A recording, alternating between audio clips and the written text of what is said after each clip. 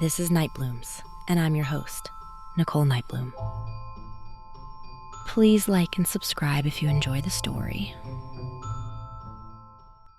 A group of old friends greeted Gale, the Fae, as she entered the Drunken Dragon. They sat around a rustic table in a secluded corner of the tavern. The worn tables and warm candlelight made the place a familiar refuge. They had met here every month for the past 80 years to drink beer and reminisce about the good old days.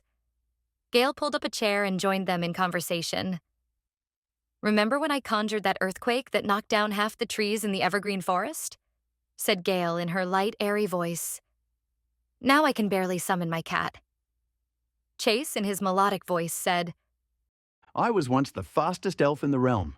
Now I'm winded just climbing the stairs to my bedroom. Ember, the wizard, sighed, staring into his glass. I miss bending fire. Now I struggle to light a match. Thorn, the dwarf, grinned, his voice gravelly with a hint of humor.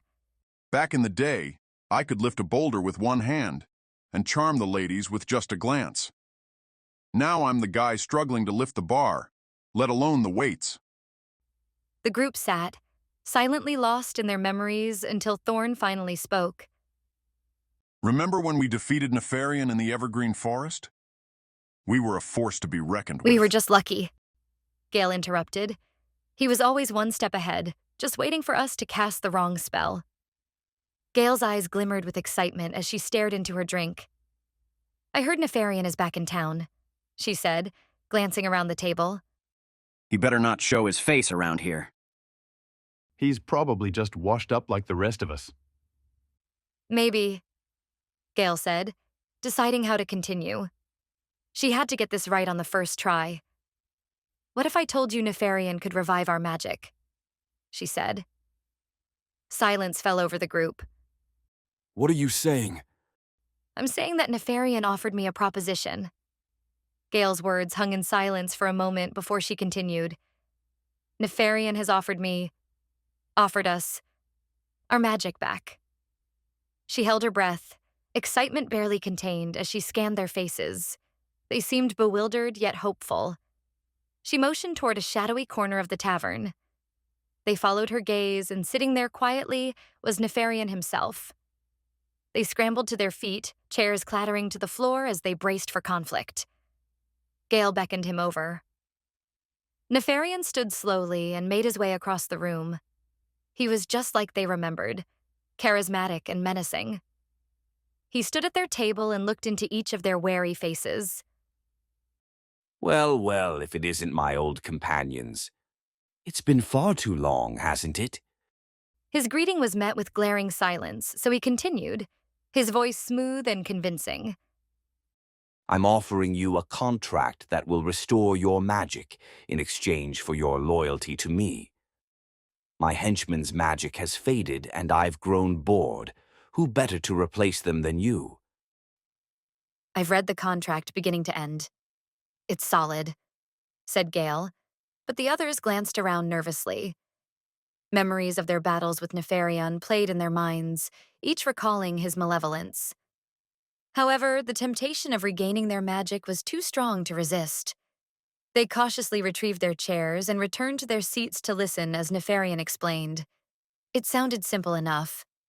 Their powers would be restored immediately upon signing, and their loyalty would be bound for the next 100 years. Gale bit her lip, hand trembling in anticipation as she reached for the pen. Thorn narrowed his eyes, searching Nefarion for any sign of deceit.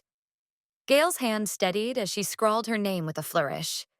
There were no doubts in her mind. She knew what she wanted. Chase followed, his desire for speed too compelling. Ember, longing to wield fire again, quickly signed. Thorn, craving his former strength and charm, watched Nefarion for any reaction as he added his name to the contract. As the last name sealed the contract, magic flowed through the room. They felt exhilarated and renewed as their magic returned. But as they reveled in their renewed magic, Nefarion's smile widened and he began to laugh. The magic twisted and turned against them. Their bodies contorted, painfully morphing into shapes that rendered their powers useless. Chase, once the fastest elf, was transformed into a sloth, slow and lethargic. Ember, the firebending wizard, was now a goldfish, swimming in a bowl. Thorn, the dwarf, once strong and charming, now a mouse, weak and repulsive. Only Gale remained unchanged, standing tall and powerful as her friends writhed in their cursed forms. With a malevolent smile, she locked eyes with Nefarion. My loyalty to you. Indeed. Enjoy your power. It's yours now. Nefarion departed, leaving Gale alone with her old friends. With her restored magic surging through her body, she felt more powerful than ever. She gestured with her hand, guiding the fishbowl across the room to sit upon the table. Then, with a snap of her fingers, she materialized 2 cages. In the larger cage, she trapped the sloth, and in the smaller cage, the mouse. Gale frowned. You wanted your magic back, and now look at you, she said, her voice tinged with sadness. It's too bad you didn't see this coming. She pointed, and the cages latched, the sound echoing through the silent tavern. I think I'll keep you as my pets, she said, as remorse filled her eyes. I'll take good care of you. Gale felt sorrow as she looked at her caged friends. However, her newfound power was undeniable. Gale couldn't resist the thrill of it, even as regret lingered. Careful what you wish for, she said. You might just regret it.